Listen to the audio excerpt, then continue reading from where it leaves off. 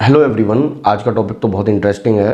आज हम बात करेंगे कॉम्पिटिटिव एग्ज़ाम में तैयारी करने वाले स्टूडेंट्स के लिए नेगेटिव मार्किंग के ऊपर, क्योंकि बहुत सारे क्वेश्चन कोचिंग इंस्टीट्यूट में बहुत सारे बच्चे हमसे पूछते हैं कि सर ये नेगेटिव मार्किंग जो होती है इसके क्वेश्चन कैसे अटेम्प्ट किए जाएं।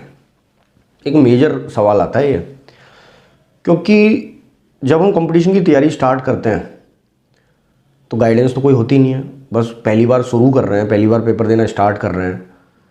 और जब तक ये मान लो कि 8-10 एग्ज़ाम ना दे दें तब तक तो आइडिया लग ही नहीं पता कि पेपर अटैम्प्ट कैसे करना है, पेपर देना कैसे है। तो 8-10 एग्ज़ाम में क्यों फेल हों। अगर कोई मेरे जैसा ऑलरेडी 8-10 एग्ज़ाम में फ़ेल हो चुका है और उसके बाद उसे समझ आया कि अच्छा ये तरीका होता है एक पढ़ने वाले स्टूडेंट के लिए नेगेटिव मार्किंग वाले पेपर को अटेम्प्ट करने का, तो क्यों ना उस इंसान से डायरेक्टली ही सीख लिया जाए। क्यों हम खुद पहले ट्राई करें। भाई सक्सेस होने के 2 तरीके हैं, या तो ठोकरें खा खा के सीख लें, या जिसने ऑलरेडी ठोकरें खा रखी हैं उससे पूछ लें कि भाई रास्ते में खड्डे कहाँ कहाँ पड़ेंगे, आप डायरेक्ट बच सकते हैं उस चीज़ से। तो मैंने बहुत सारे एग्ज़ाम ट्राई किए और बहुत सारे एग्ज़ाम में फ़ेल हुआ, तब जाके मेरे बहुत सारे एग्ज़ाम निकले भी, सेलेक्ट भी हुआ मैं। लेकिन उससे पहले मुझे बहुत सारी चीज़ें सीखने को मिली नेगेटिव मार्किंग के बारे में, वो एक्सपीरियंस मैं शेयर कर रहा हूँ आपसे। और ये मेरा पर्सनल व्यू है, ज़रूरी नहीं है कि ये हर एग्ज़ाम में या हर कंपटीशन पैटर्न पे फिट हो, पर हाँ क्योंकि we come from nursing background तो उस पर डेफिनेटली कहीं ना कहीं आप इसको ट्राई कर सकते हैं। और मैं तो ये बोलूँगा कि हम एग्ज़ाम में ही क्यों ट्राई करें, जाके हम इतना बड़ा रिस्क क्यों लें एग्ज़ाम में कि सर ने जो फॉर्मूला बताया है, सर ने जो तरीका बताया नेगेटिव मार्किंग का, हम उसे एग्ज़ाम में अब की बार ट्राई करेंगे। ऐसा क्यों करें हम, हमें नहीं करना चाहिए, इतना बड़ा रिस्क क्यों लें हम। लेकिन हम एक काम तो कर सकते हैं, ओल्ड पेपर्स। आजकल हर फील्ड में ओल्ड पेपर्स होते हैं, आपके पास भी ओल्ड पेपर होंगे जो ऑलरेडी एग्ज़ाम्स में आए हुए हैं। आप घर पे उस ओल्ड पेपर में ये तरीका अपनाइए ना जो मैं बता रहा हूँ आपको। आप एग्ज़ाम में क्यों रिस्क ले रहे हो। अगर आपको रिस्क लेने में डर लग रहा है कि मान लीजिए इतने सारे वीडियोस भरे पड़े हैं नेगेटिव मार्किंग के ऊपर कि किसकी माने, हर कोचिंग इंस्टीट्यूट में अलग तरीका बताया जा रहा है, हर टीचर अपना एक अलग फिलॉसफी बता रहा है, तो ठीक है ना, अच्छी बात है, आप ट्राई मत करो एग्ज़ाम में, लेकिन आप घर पर तो ट्राई कर सकते हो। आप उन ओल्ड पेपर को देख सकते हो जो ऑलरेडी एग्ज़ाम में आए हुए हैं, 10 साल में, 15 साल में, जो वो पेपर्स तो आपके पास होंगे ही, आप उन पे ट्राई कीजिए। तो ठीक है, डन रहा अपना, शुरू करें। ठीक है, तो डन रहा कि एग्ज़ाम में रिस्क नहीं लेंगे, पहले 10-12 बार हम रूम पे अपने घर पे ट्राई करेंगे ओल्ड पेपर्स में। अगर आप एग्री हैं तो मैं बात आगे बढ़ाता हूँ। ठीक, चलिए। तो ये सवाल बड़ा पेचीदा है कि नेगेटिव मार्किंग के पेपर कैसे अटेम्प्ट किए जाएं। कोई बोल रहा है एकदम चूजी बन जा, बिल्कुल बी सेलेक्टिव, कि 100 क्वेश्चन है 60 ही करना, 60 से ज़्यादा मत करना, इतने पे तो सिलेक्शन हो जाएगा। कोई बोल रहा है नहीं, एवरेज करना, पेपर का पैटर्न देख लेना, 70-75 करना। कोई बोल रहा है नहीं, ज़्यादा से ज़्यादा करना, देखी जाएगी। तो पहली बात तो ये डिसाइड करने का तरीका नहीं है, ये डिसाइड करने का तरीका नहीं है। हम इसको थोड़ा सा समझने की कोशिश करते हैं। हम स्टडी को बांटते हैं 3 पार्ट में। एक्चुअल में इस सवाल का जो जवाब है ना नेगेटिव मार्किंग वाले का, इसका जवाब आपकी तैयारी पे है। वरना तो आप वीडियोस देखते रहो, यूट्यूब पे भरे पड़े हैं नेगेटिव मार्किंग के, और इतने तरह की कंटेंट मिल जाएगा आपको कि आप डिसाइड ही नहीं कर पाओगे कि किस टीचर को फॉलो करें। आप ट्राई करो, आप यूट्यूब पे डालो कि how to attempt negative marking exam, आप डिसाइड ही नहीं कर पाओगे, इतने तरह के आंसर आपको मिल जाएंगे। मैं जो भी बता रहा हूँ ये मैं मेरे पर्सनल एक्सपीरियंस से बता रहा हूँ। मैं कभी कोई टॉपिक पे वीडियो बनाता हूँ तो 4-5-10 वीडियो का कंटेंट इकट्ठा किया और फिर उसे बोल दिया, उसका क्या फ़ायदा है। कोई फ़ायदा है उसका, कोई फ़ायदा नहीं है। आपको मेरी बात पसंद ही नहीं आएगी।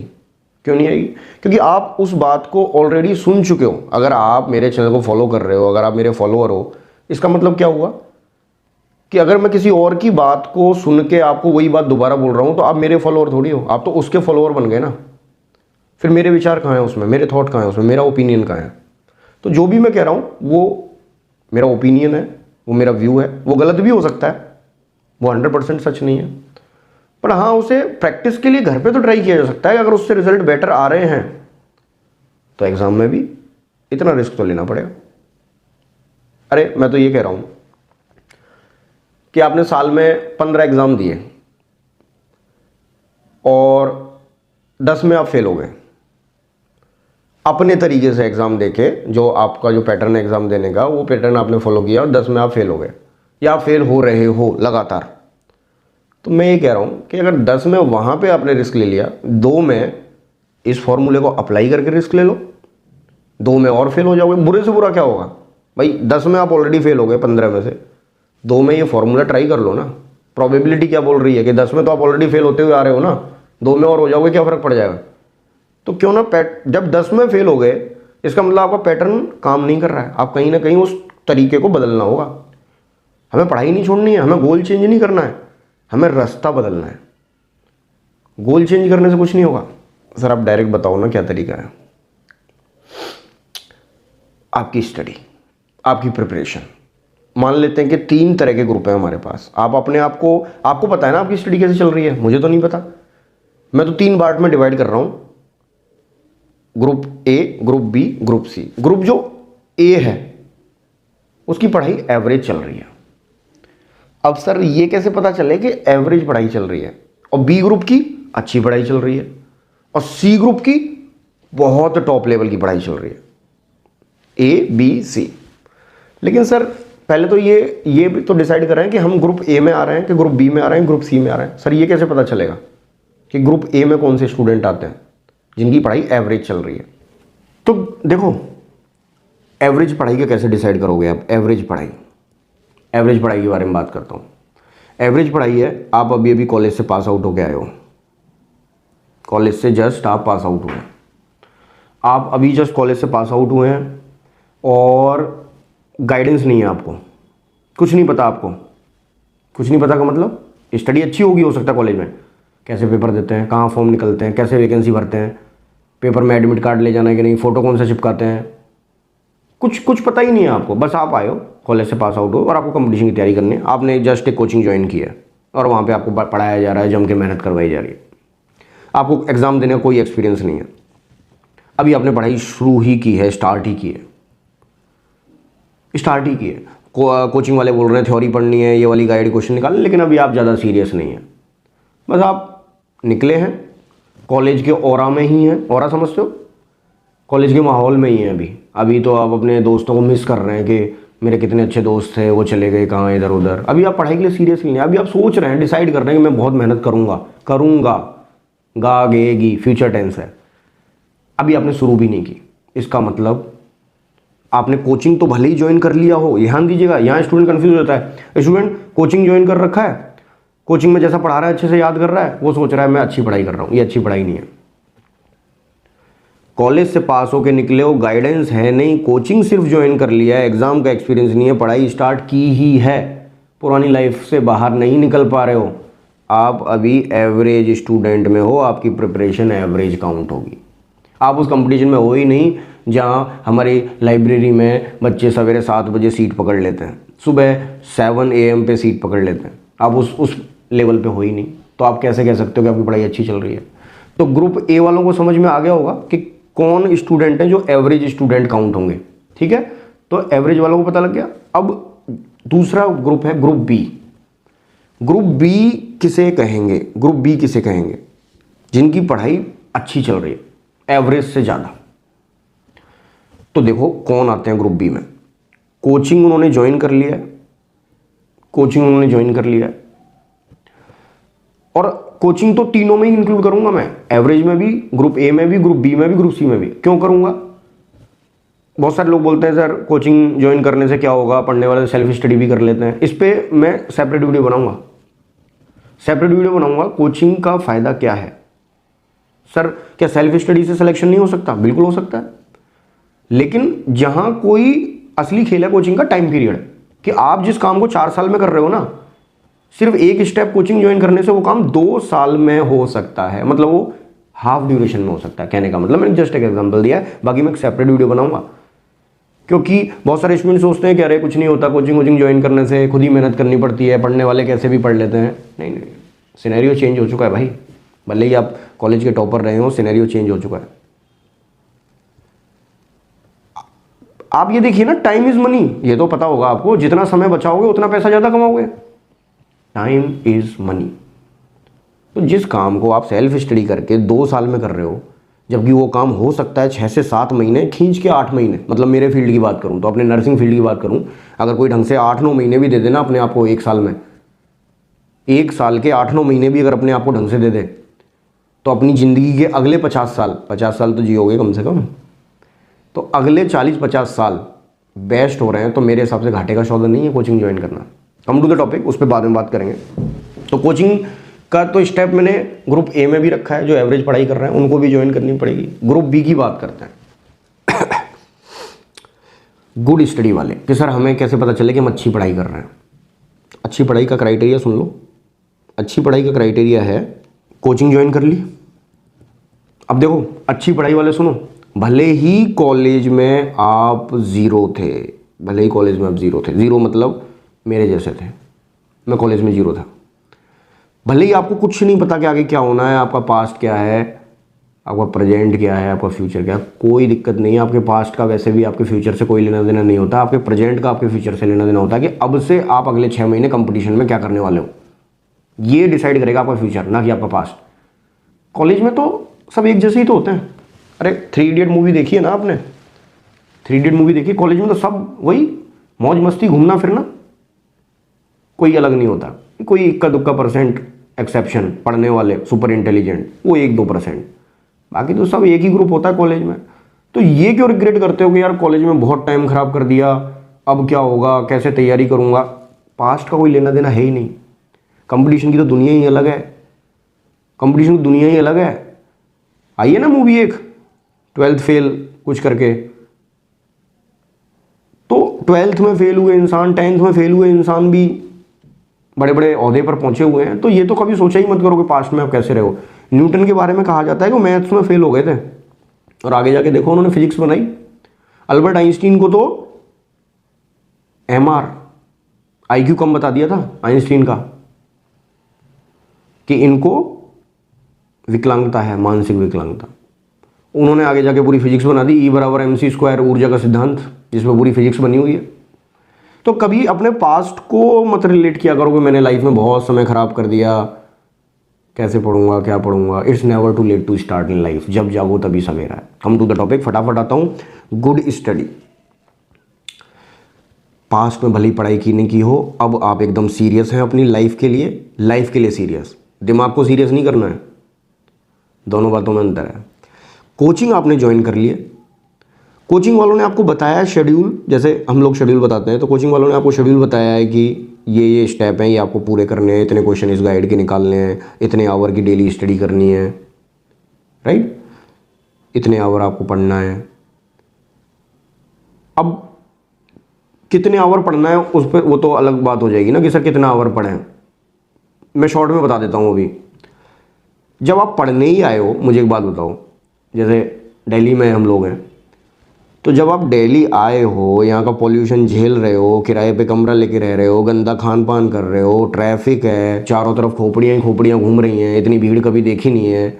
मैं जब दिल्ली आया था तो इतनी खोपड़ियाँ देख के मैं ही घबरा गया था कि ये हो क्या रहा है, ये कहाँ जा रहे हैं इतने सारे लोग, चारों तरफ खोपड़ियाँ ही खोपड़ियाँ। तो फिर 2-4 महीने, 5 महीने, 6 महीने लग गए मुझे एडजस्ट होने में।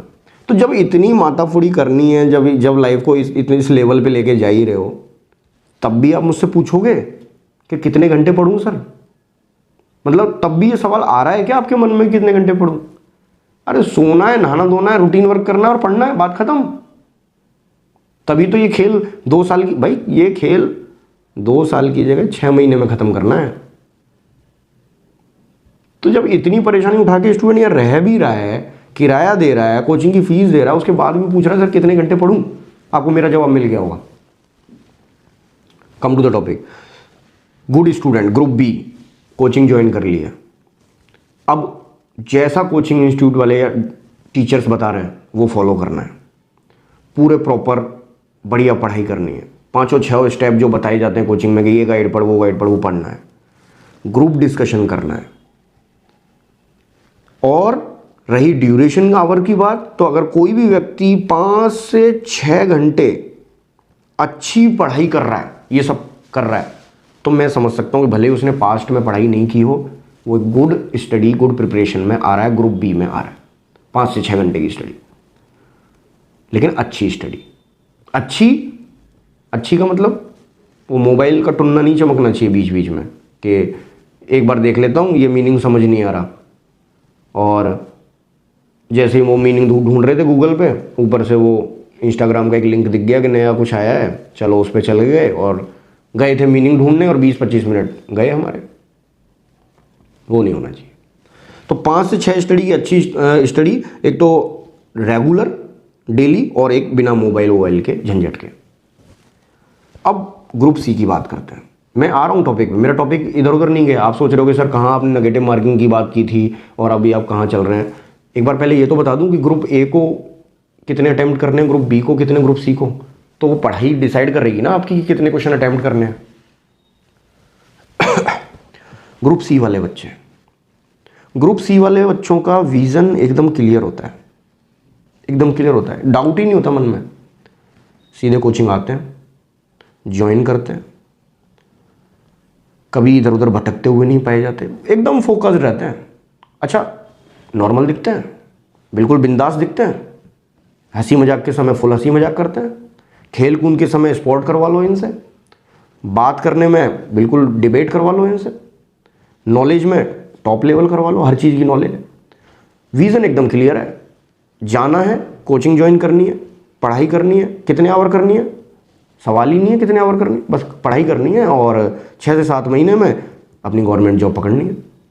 विजन क्लियर है, मोटिव है। देखो, लर्निंग साइकोलॉजी पढ़ाता हूँ मैं, साइकोलॉजी में क्या है, लर्निंग एक टॉपिक है। लर्निंग टॉपिक में कैसे लर्निंग करें, steps of learning, a motive, an attractive goal और फेलियर्स, 3 चीज़ें होती हैं।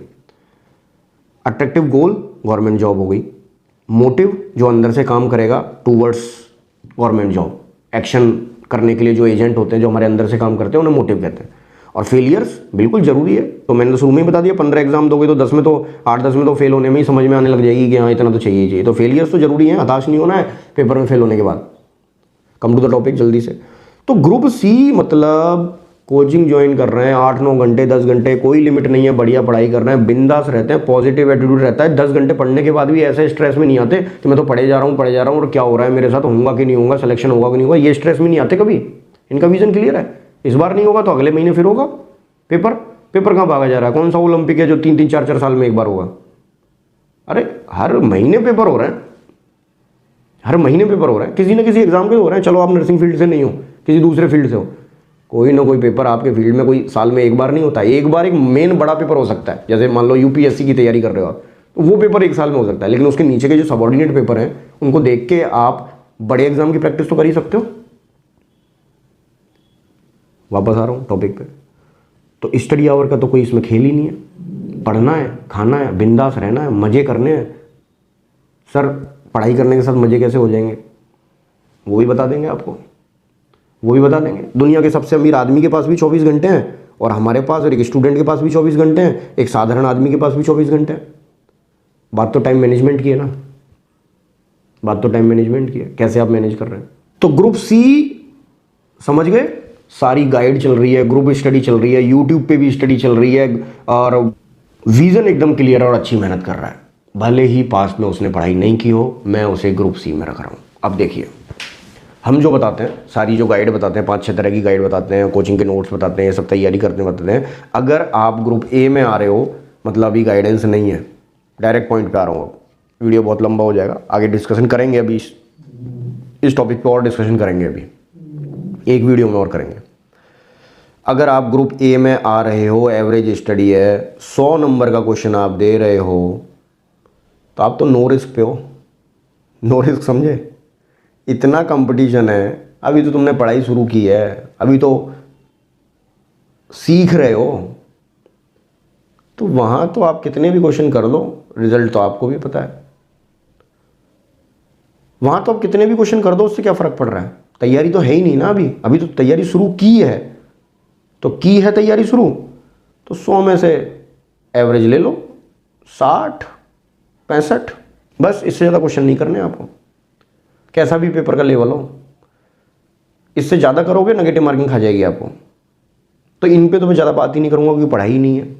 मैं बात करूँगा ग्रुप बी और सी की। मान लीजिए ग्रुप बी वालों की भी तो पढ़ाई अच्छी चल रही है, ग्रुप बी वालों की भी तो पढ़ाई अच्छी चल रही है,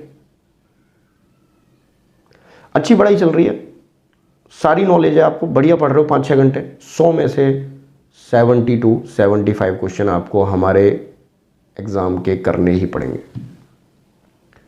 सर इससे ज़्यादा कर दिए तो गलत हो जाएंगे, नेगेटिव मार्किंग हो जाएगी। 75 से ज़्यादा करके देख लेना।